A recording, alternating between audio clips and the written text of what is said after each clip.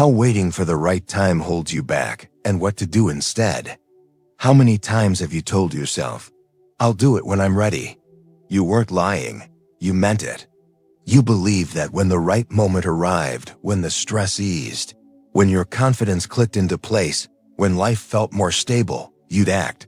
But here you are, still waiting. Not because you're incapable, not because you don't care, but because the idea of readiness has quietly turned into a cage. And the longer you wait for the perfect moment, the more it feels like it'll never come. Most people don't recognize this as avoidance. It feels responsible, smart, even. Why rush something when you're not fully prepared? Why leap without clarity? But what if this urge to wait isn't wisdom? What if it's a pattern, a psychological reflex that keeps you frozen not out of logic, but out of fear? Beneath the surface of not yet is a nervous system trained to equate uncertainty with danger. Your brain isn't waiting for time to align. It's scanning for threats. It's interpreting discomfort as a reason to delay. That's not laziness. That's learned protection. And here's where it gets complicated. Your mind becomes incredibly skilled at making hesitation sound rational. You tell yourself you need more information, more clarity, more practice, more stability. But none of those are the real issue. Because if they were, you'd use the time to build momentum, not sit in limbo. What's actually happening is that you're using preparation as protection, a shield against discomfort, against failure, against emotional exposure. You want guarantees before you commit, and because those guarantees don't exist, you wait, endlessly. This kind of waiting is not neutral. It has a cost. It slowly erodes your confidence, your trust in yourself, your sense of direction. The longer you postpone the start, the heavier it feels to begin. You don't just delay action, you delay identity. You disconnect from the part of you that wants to move and amplify the part that's afraid to try. That's the real trap of waiting. It doesn't hold you in place. It pulls you backward, silently, consistently, until the gap between who you are and who you want to be feels too wide to cross. But here's what most people never learn. Readiness isn't something you feel. It's something you create. You don't wait for clarity, you build it through action. And the moment you stop tying movement to comfort, something changes. You start showing up because it matters, not because it feels easy. You start acting from direction, not emotion. And that shift, from passive to active, from frozen to forward, is what breaks the loop. This video will walk you through exactly how that loop works, why your mind keeps pulling you into it, and what to do to finally move without waiting for everything to align. We're not going to chase motivation. We're going to dismantle the patterns that keep you stuck. Because you're not actually stuck, you're paused. And when you see how the pattern works, you'll be able to decide when to begin. Not feel it, decide. The idea of the right time feels responsible. It gives you something to hold on to, a sense that if you wait long enough, the path will become clear, the fear will subside, and the outcome will be safer. It's comforting because it promises control. But this idea is a psychological illusion. The right time doesn't exist in the way your mind imagines it. What you're really waiting for is not a time, it's a feeling.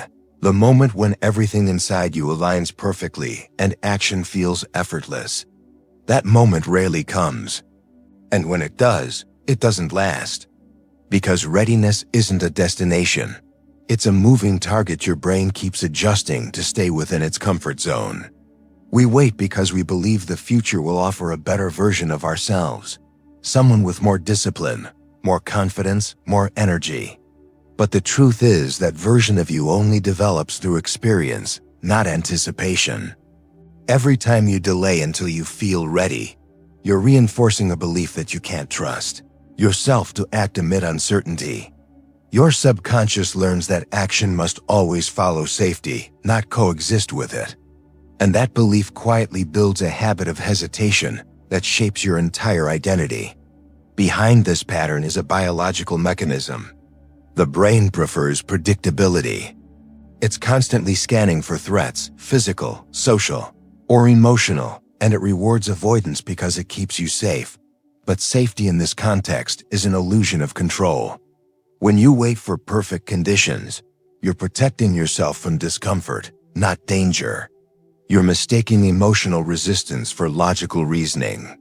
And in doing so, you make fear the decision maker.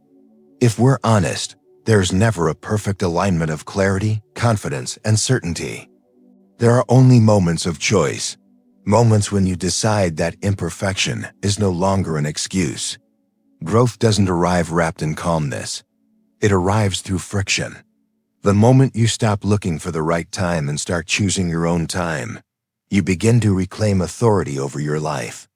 Because the right time is not something you wait for, it's something you declare.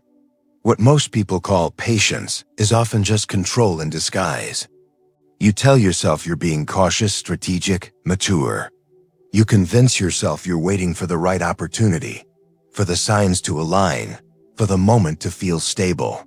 But underneath that caution is often a deeper urge, the need to control the unknown. The fear isn't just about what might go wrong. It's about not being able to predict or manage what comes next. And so you wait, not out of wisdom, but out of resistance to the unpredictability that movement brings. Control offers a sense of safety, but it also creates a prison. It keeps you focused on preparing, analyzing, and perfecting rather than starting. You overthink every angle, trying to eliminate risk before taking the first step. But life doesn't work that way.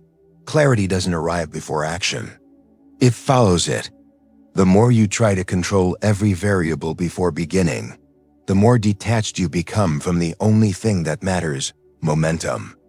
This impulse to control is rooted in fear. The fear of failing, of being judged, of getting it wrong. And your brain, wired for survival, rewards you for avoiding those risks. It gives you a short-term relief, a sense that you're doing the right thing by being careful. But in reality, you're just reinforcing the idea that you can't handle uncertainty, that you need to feel safe before you move. That belief becomes self-fulfilling. The longer you wait, the more uncertain you feel. The more uncertain you feel, the more you want control.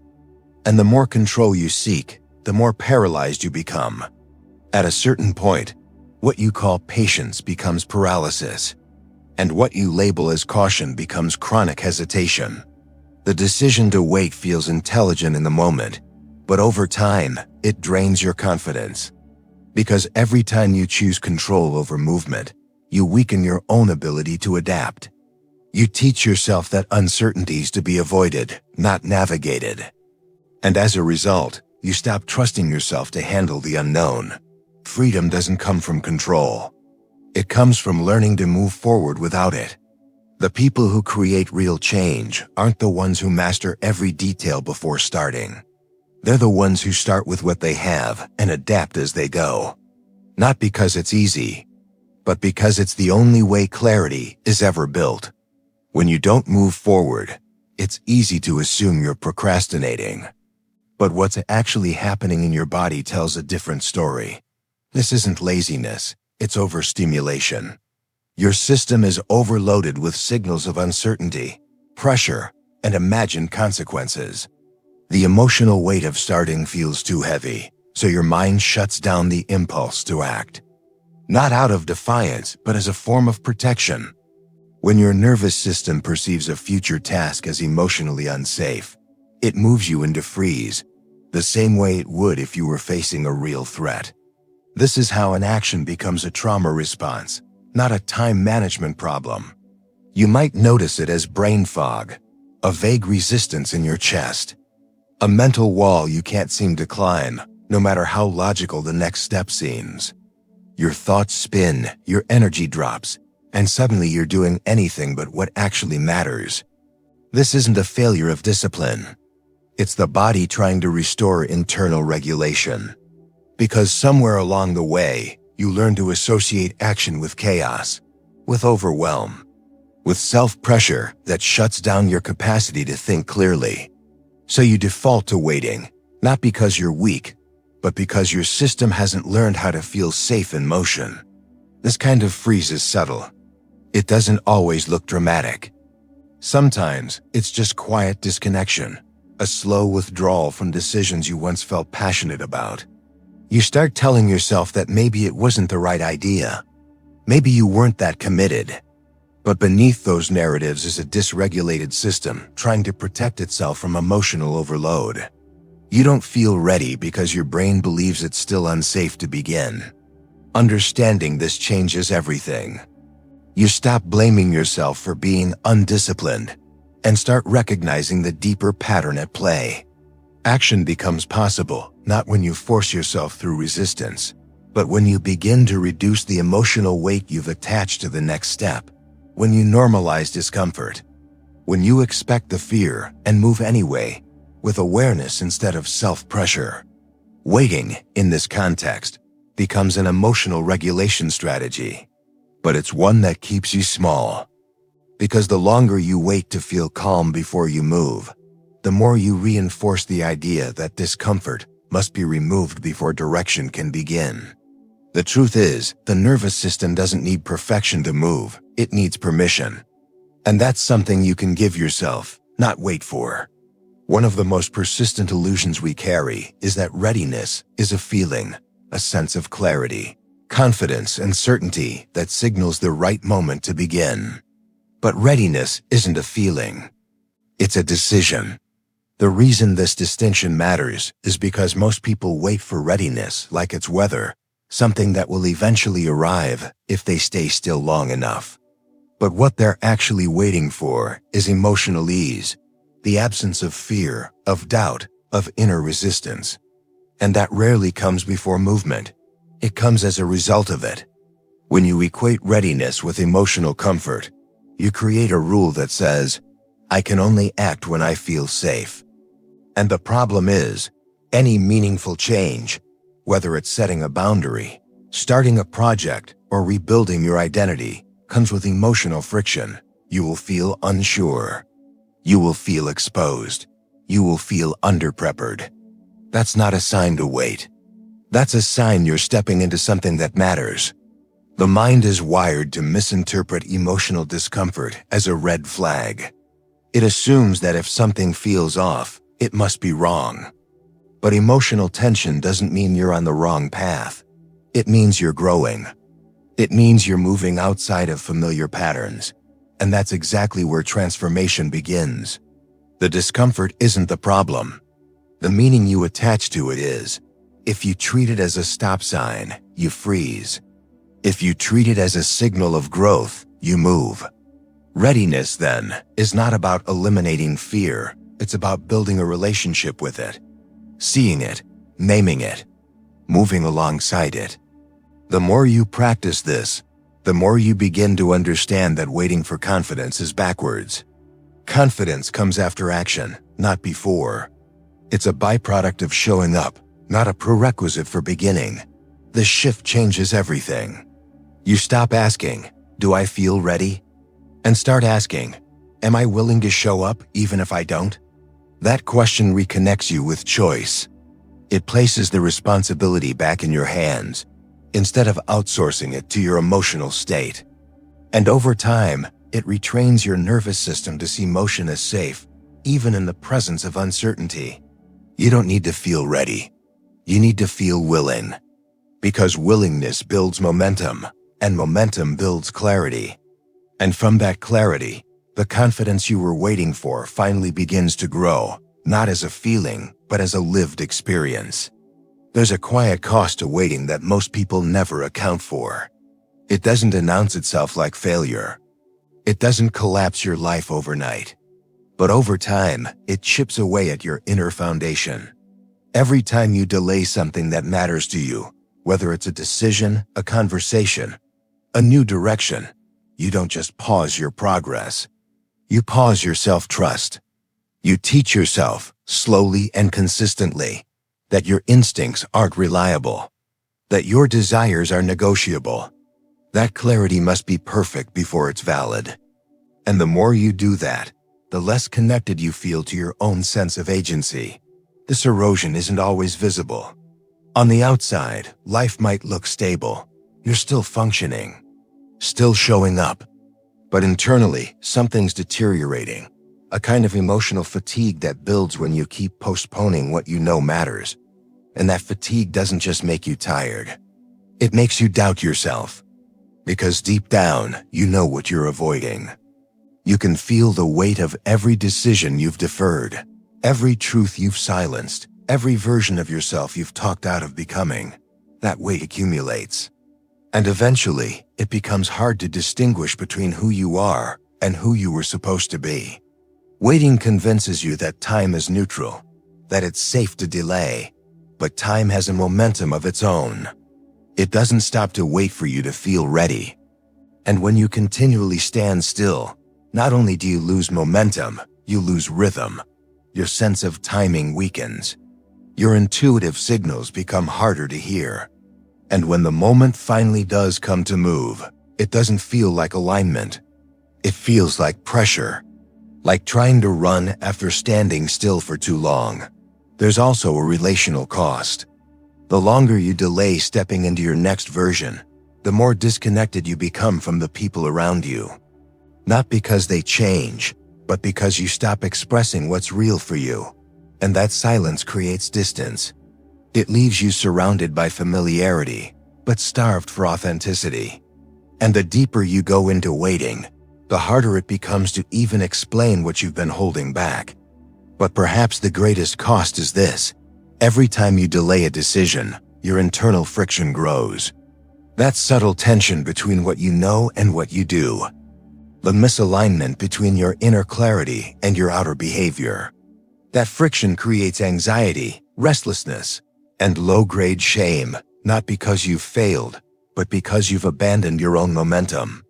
You don't have to wait until that friction becomes unbearable. You can move from it. Not by overcorrecting or rushing, but by deciding that the cost of postponing has become heavier than the fear of starting.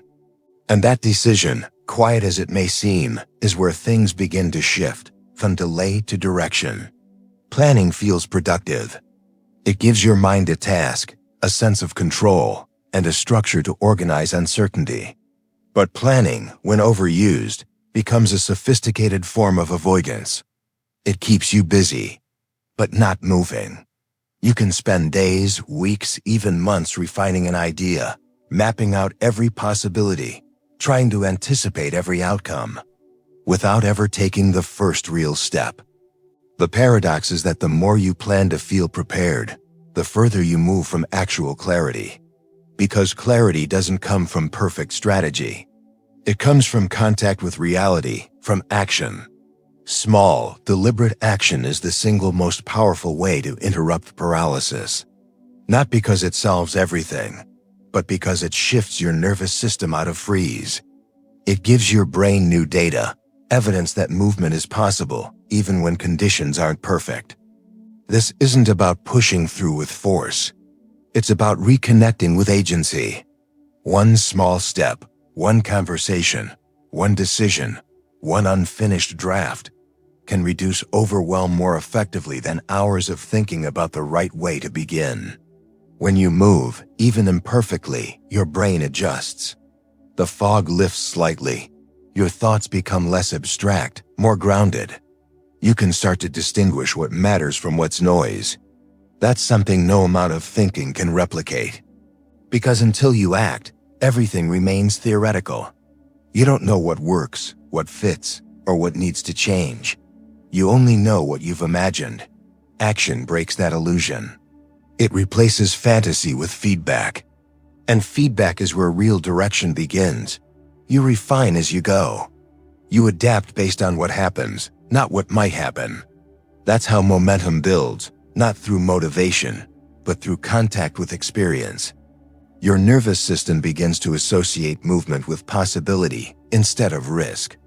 And over time, you don't need to feel confident before acting. You begin to trust that clarity will catch up to motion.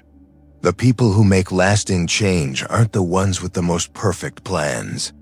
They're the ones willing to begin before they feel certain. They understand that consistency isn't built through pressure. It's built through permission. The permission to start small, the permission to adjust, the permission to move even when the outcome is unclear. This is the shift from preparation to participation, from intellectual control to embodied direction. When you stop trying to solve the journey and instead walk it, one real step at a time, you stop waiting for clarity and start becoming it. The moment you decide to move, an old loop often reactivates before you even realize it. Freeze, rationalize, avoid. It happens so quickly, so subtly, that it feels like a natural thought process. You sense a burst of momentum, a flicker of intention, and then almost instantly, something clamps down inside. You feel resistance, a quiet hesitation. You tell yourself it's not the right day, that you're tired, that you need to do something else first. These rationalizations sound responsible, but they're not logic, they're protection. And this loop is not a character flaw. It's a learned response. Freeze is the body's first signal. It's the nervous system scanning for threat. Not physical threat, but emotional exposure, uncertainty, or potential failure. The body tenses. Breath shallows, focus narrows. You lose access to creativity, spontaneity, and action. Then comes the rationalizing. The mind steps in with explanations that soothe the discomfort. I'll start fresh next week.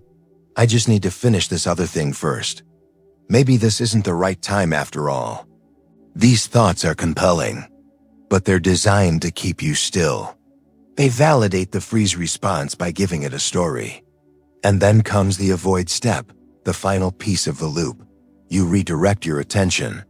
You tidy something, scroll, help someone else, dive into low-priority tasks. And for a moment, it feels better. The internal pressure drops. You're no longer confronting the discomfort of forward movement. But the relief is short-lived. Because avoidance doesn't resolve tension, it defers it. And when the cycle repeats, it grows stronger. The brain learns, this is how we stay safe, and so the habit becomes automatic. The danger of this loop is that it's self-reinforcing. Every time you freeze, rationalize, and avoid, you further disconnect from your own direction. You begin to believe that you can't trust your own drive, that your hesitation must be a sign. But it's not a sign of unreadiness. It's a sign of a pattern playing out. And until you make that pattern conscious, it will keep running the show. The good news is that awareness breaks the loop. When you recognize the sequence as it happens, the subtle freeze, the comforting rationalizations, the quiet redirection, you create a gap. A moment to choose differently. To stay with the tension instead of silencing it. To feel the pull toward avoidance and name it without acting on it. That's how the pattern weakens. Not through force, but through presence. This loop isn't a flaw to fix, it's a signal to decode. And once you see it, you can begin to move without waiting for it to disappear. Because now, it no longer controls you. Most people never learn that readiness isn't something you wait for. It's something you practice. We're conditioned to believe it's an internal green light that tells us when to move. But if you treat readiness as a passive experience, something that arrives when you feel confident, calm, and certain, you'll rarely move at all. Because those feelings are outcomes, not prerequisites. They are built through experience, not before it. To reframe readiness, you have to see it not as an emotional signal, but as a behavioral skill. Readiness isn't about feeling good. It's about building willingness. The willingness to engage with discomfort. The willingness to face uncertainty. The willingness to act before everything feels perfect. When you develop that willingness, you no longer wait for internal permission. You create it, and that changes everything. The shift begins when you stop asking, "Do I feel ready?" and start asking, "Am I willing to meet what this requires of me?" That question rewires the way you approach action. It makes room for fear without letting it lead. It makes room for doubt without letting it decide. It centers your choices around your values, not your fluctuating emotions. Readiness, in this sense, becomes something you can build gradually. Each time you move when it's uncomfortable, not recklessly, but intentionally, you strengthen your capacity to act under pressure. And that capacity builds identity. You stop seeing yourself as someone who needs the right mood to move. You begin to see yourself as someone who acts in alignment, regardless of fear. That's not just empowerment.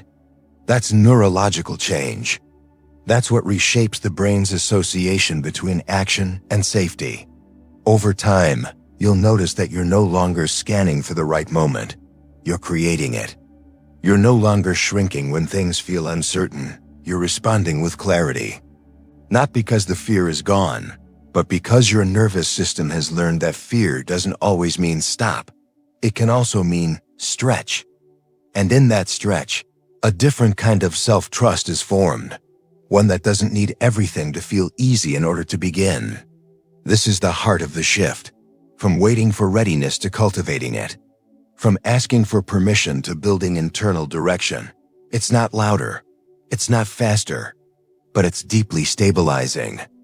Because once you understand that readiness is a skill, you no longer have to wait to feel brave. You simply start practicing what it means to be.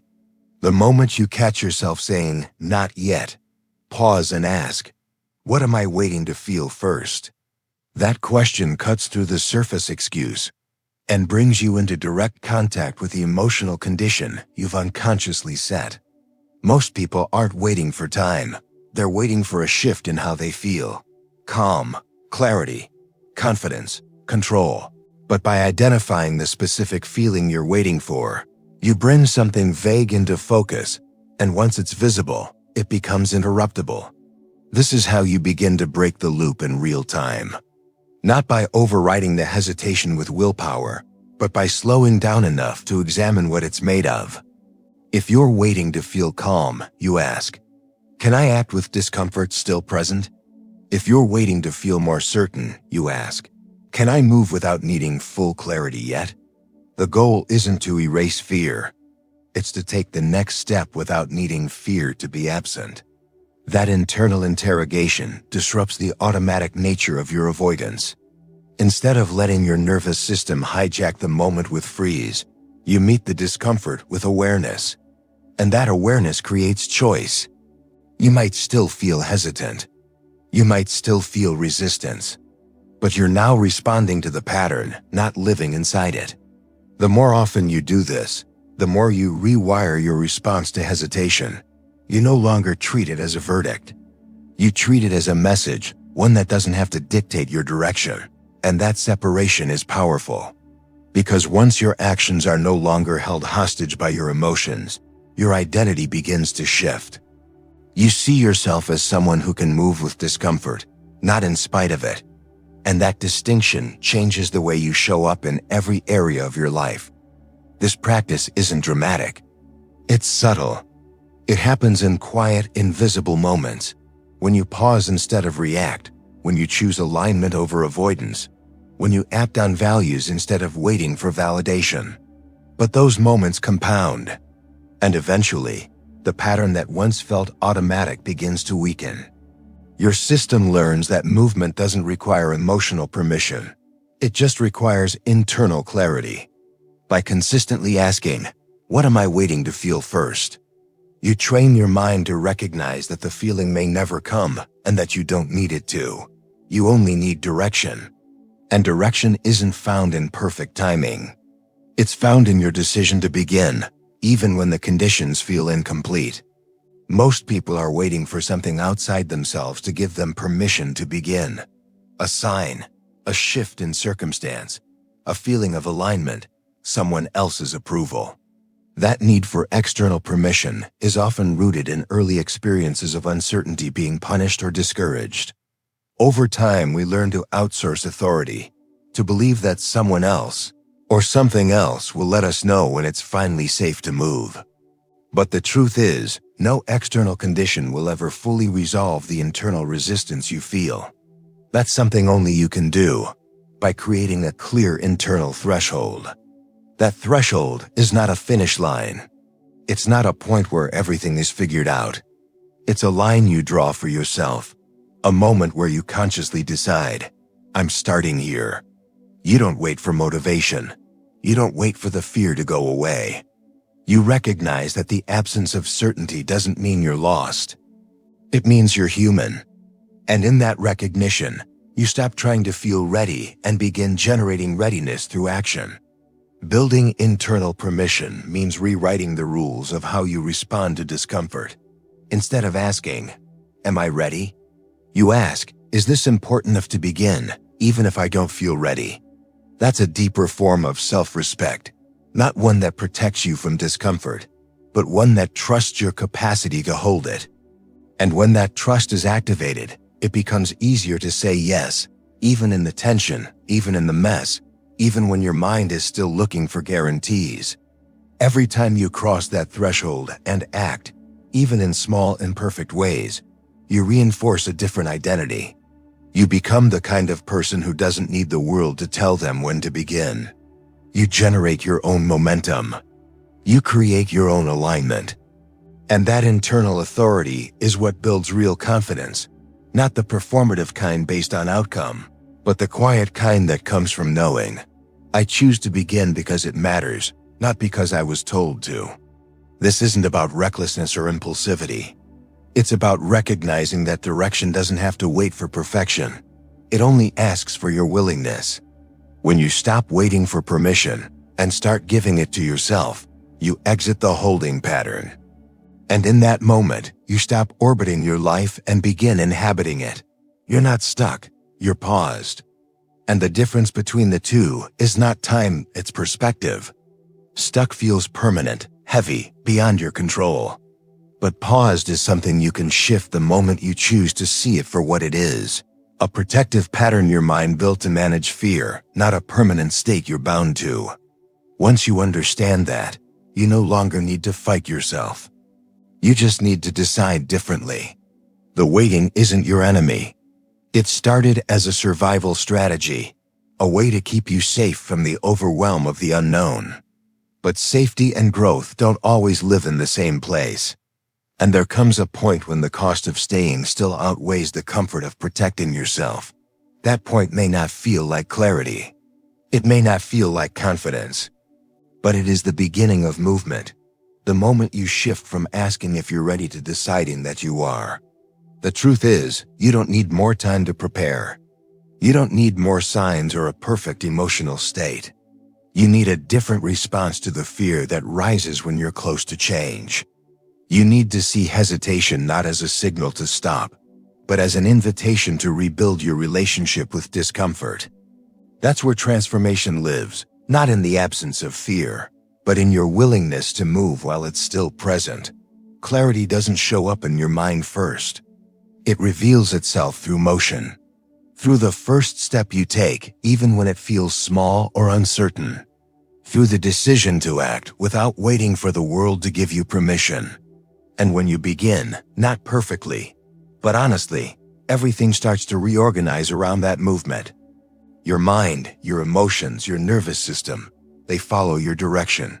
You're not behind, you haven't missed it. And you don't need to rush to make up for lost time. You only need to stop waiting for a moment that was never going to arrive. Because the right time isn't something you find, it's something you create. And you just did.